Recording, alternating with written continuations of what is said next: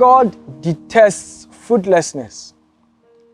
My Father cannot stand it when his children make no progress. He is never excited when our lives stagnate, when we are not moving from one level of glory to another. Like a mother who observes the baby, every mom is worried, would carry the child to the hospital when the set time for the child to make progress is past, and yet there is no progress. It's the same with my Father. After he has invested in our lives over and over again, his desire is that we'll be making progress in every aspect of our lives. Another year is just past. Can you look at and point to progress you have made? We have been in church perhaps over and over again. Can you point to one character flaw that God, through his grace, has transformed in your life? It is by these that my Lord and my Father is glorified when you and I bear much fruit. Do you have any souls to show, to present to the Lord as evidence of your labor, as evidence of his investment in your life? In Luke chapter 13, Jesus narrates a short parable where he speaks of the father coming to a garden and he sees a tree that after 3 years is producing no fruit. And the father sometimes has no more patience for such. And the gardener, who is Jesus, pleaded, let's give it 1 more year. I will send him to church. We'll send him to prayer meetings. We'll expose him to the word. And if after 1 more year there are no fruits, we will cut it down. Friend, you and I must produce results, evidence of the work of grace in our hearts to the outside world.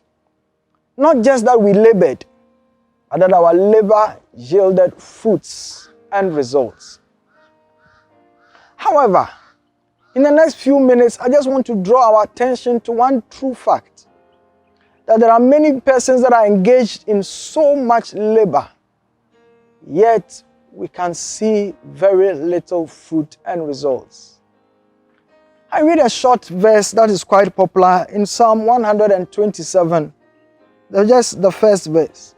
It says, except the Lord builds the house, they labor in vain that build it.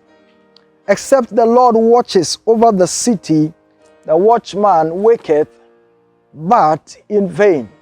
So Ecclesiastes 10 and verse 5 reminds us and describes a man he calls a fool. He says his labor worries everyone. He's working so hard, but he does not know how to go into the city. He does not know how he will turn his labor into results.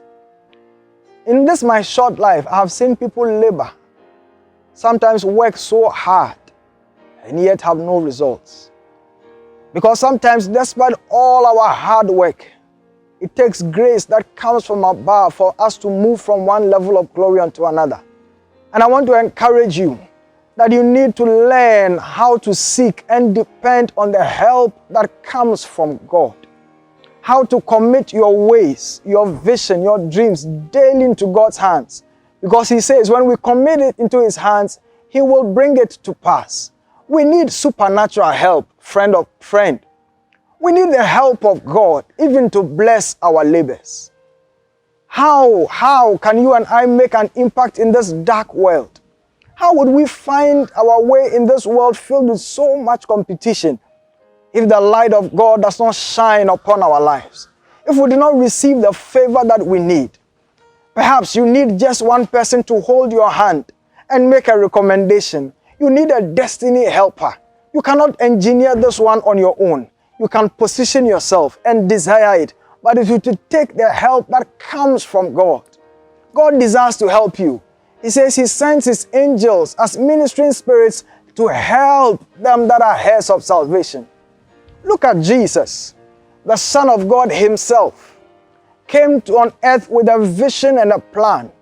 But the Bible says when he was born, he had opposition from a king called Herod. And the Bible says all children under 2 years were killed. What did Jesus need at that time? The help that comes from above to see and help him navigate a time where his strength was not sufficient. No wonder you look at his life and daily he was leaning on God for help, leaning on God in prayer, Because he knew one secret, not by might, not by power, but by my Spirit. Is there a mountain standing in your way? You need the help that comes from God. That's why the psalmist said, I will lift up my eyes unto the hills, from whence cometh my help. Your quest to move from glory to glory will be met with opposition. Some from your own self, some from the weakness of your flesh, some from your past addictions, some from your friends, some from demonic powers and authorities. But if God be for us, who can be against us?